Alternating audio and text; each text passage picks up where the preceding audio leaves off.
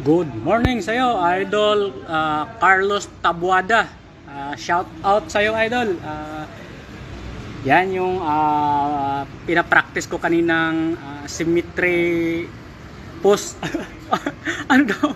Basta symmetry yan, symmetry posing, or pwede kasi talaga matawag itong mandatory posing din to eh. Isa sa mga mandatory posing pala. Isa sa mga mandatory posing sa bodybuilding or sa classic.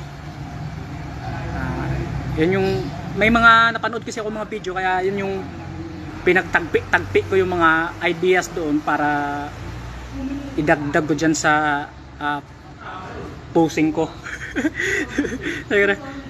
Noong mga nakaraan kasi medyo sobrang layo yung arms ko eh. Napanood ko kasi na kailangan medyo dikit para yung shoulder ma-flex ko, tapos yung inner chest din lalabas din yung fiber. Yun yung naintindihan ko, binago ko na ng kaunti yung practice ng posing para sa symmetry. Let's go.